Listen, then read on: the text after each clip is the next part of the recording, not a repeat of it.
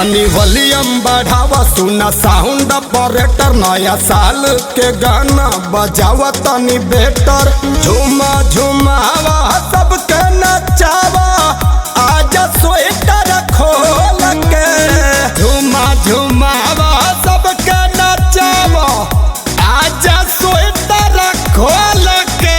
अरे नहीं नहीं झाड़ा लग जाएगा। नाच बुर्बक नाच गर्मी आ जाएगा। तो आवा नया स्टाइल में काम रहिलावा हैप्पी न्यू ईयर बोल के नया स्टाइल में काम रहिलावा हैप्पी न्यू ईयर बोल के।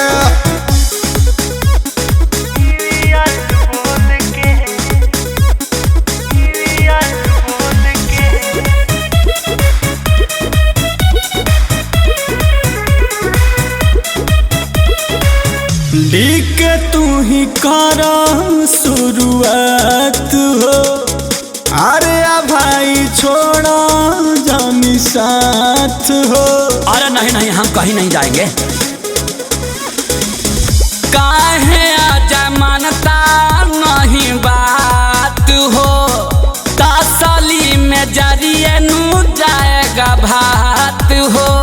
जार के करिया हो जाए दीपावा बनाएगा चिकन मसाला रखना राज घोल के ओ ठीक होता। अरे दीपावा बनाएगा चिकन मसाला रखना सोहन घोल के।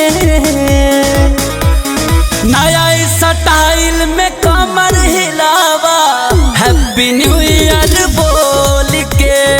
नया स्टाइल में कमर हिलावा हैप्पी न्यू ईयर बोल के। जरा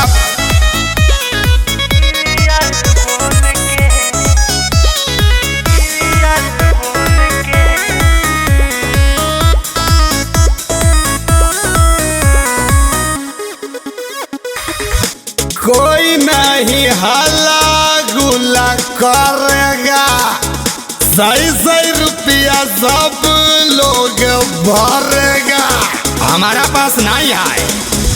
जारे वाला देखिए के जरेगा रोक नहीं झगड़ा तू करेगा नहीं करेगा। इतना पिएगा बियर बिकसवा पीले ढक्कन खोल के कतनो पिएगा बियर जवानवा पीले ढक्कन खोल के। अरे पहले साउंड तो चालू कर। नया स्टाइल में कमर हिलावा हैप्पी न्यू ईयर बोल के। नया स्टाइल में कमर हिलावा हैप्पी न्यू ईयर बोल के। हैप्पी न्यू ईयर भाई लोग खाइए पिए मस्त रहिए।